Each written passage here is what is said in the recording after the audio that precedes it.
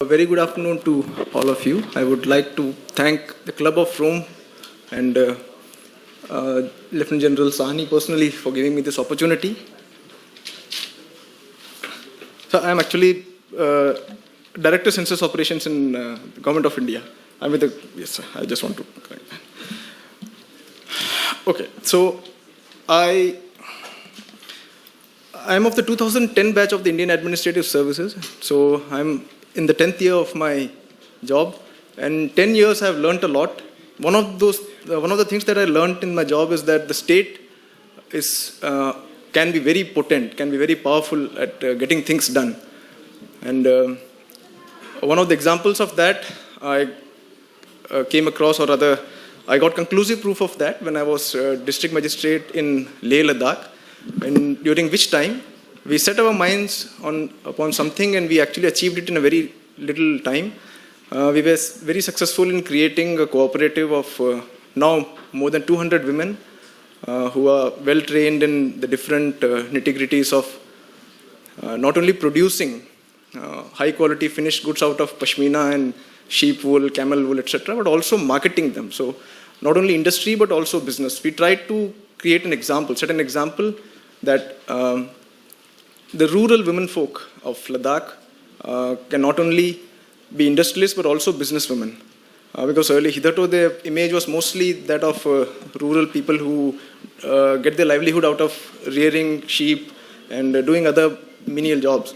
So we are not quite successful. In fact, a measure of our success can be gauged from the fact that among us is Ms. Rixin Yangdol, who will be speaking tomorrow, by the way. She is the Chief Executive Officer of the Looms of Ladakh Cooperative.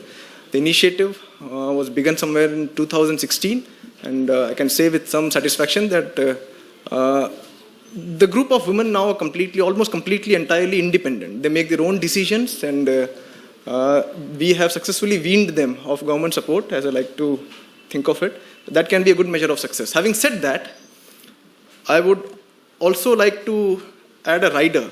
That I've also learned that the government or the state should get its priorities right. Since we are so potent at doing things, if we get our priorities right and if we zoom in on what exactly needs to be done, we can be extremely effective. But if on the other hand, if we don't do it, significant aspects of what is really important can be missed out. I can draw an example from my own experience as Additional Secretary of Tourism Department in the government of J&K.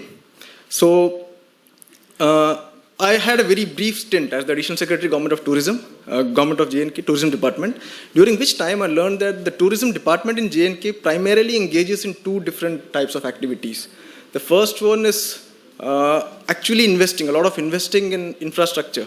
What is traditionally called development in the context of J&K. Basically, you find a new place, you think that it's attractive, it can have a lot of scope for attracting tourists. The government would create roads, it would build its own guest houses, usually run by its own staff or otherwise leased out to other people.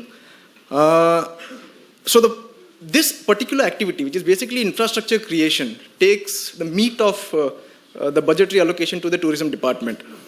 The other significant activity that the tourism department engages is in getting in close collaboration with industry players, private tour operators, their associations, and takes them on tour to different countries for promotional events.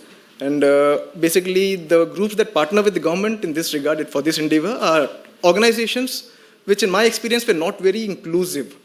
So what essentially happened was a few people would end up going to Europe or America over and over again, and they would build their own partnerships with tour operators in the host countries and so on and so forth. So that used to be another significant activity because we would keep hearing about the upcoming tours to either Europe or America or whatnot.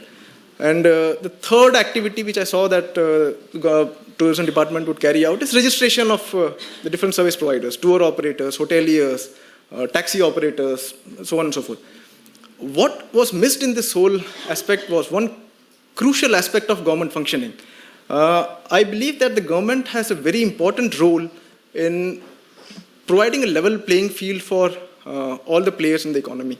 In the economic context, I believe that the government has a very important role in setting right market distortions in the form of information asymmetry, monopoly, so on and so forth. Especially information asymmetry. Say, for instance, if I am sitting in Delhi and I want to go to a particular place in, say, for instance, Daksum in Anantnag district. Now, I have no means of knowing as to what are the viable options of renting, say, for instance, a homestay in Daksum. And it's not for want of options. It's basically impossible for one to get hold of such information. It's very scarce. And the tourism department, if you go to the tourism department's website, I'm not criticizing anyone here because I was part of the organization myself. I'm just pointing out that if you go to the tourism department's website, try to navigate through it, it will give you a snapshot of what's there in the state to be experienced. But it doesn't tell you much beyond that. The tourism department is a repository of information. It has the list of at least a list of almost 80-85% of all the service providers, but it doesn't publish that. In my opinion, what is required to be done is the government should actually collect this information, segregate it, and categorize it, maybe have parameters for rating the performance of each and every category of service providers, and then simply publish it. All we need is a good interactive website, something on the lines of AIRBNB, because so basically in the absence of such a website, what happens is that, I'll give you one example. During my stint as additional secretary, I happened to go to Zanskar. And I went to Padam. So Padam, I visited this particular property owned by JKTDC. It was bang in the middle, not exactly in the middle, it was much out of Padam town.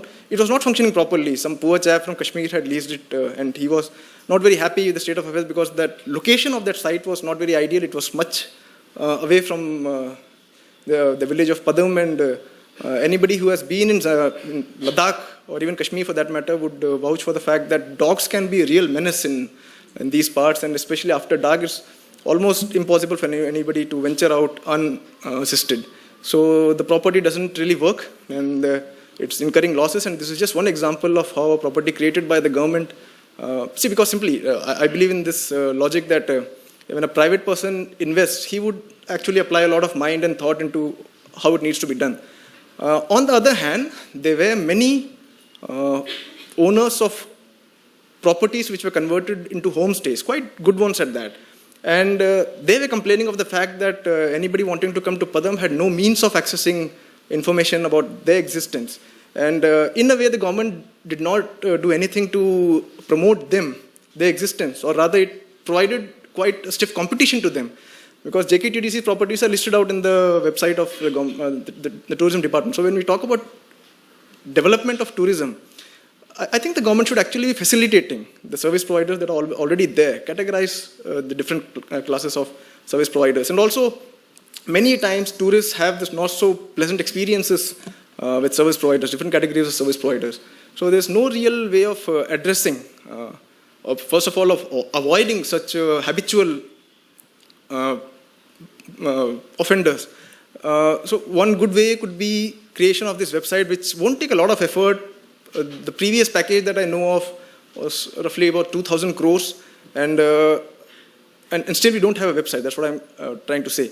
And a lot of that money has again gone into creation of infrastructure, building of guest houses, roads. So I believe that just getting our priorities right, that would go a really long way. Homestays are a big thing in J&K, and all this is happening with minimal government support. I have witnessed homestays myself in Ladakh during my stint there, in different parts of Kashmir. People are doing all this just on their own. I think what the government needs to do is look out for these people, maybe give them a little training. Even if not, the most basic thing that we can do is just make sure that the information of their existence, the services provided by them is out there for everybody in the world to see. And by just doing that simple thing, there will be a level playing field. For example, an average tourist coming to Kashmir or Ladakh for that matter would have a wide array of service providers to choose from. And if the government could successfully provide an objective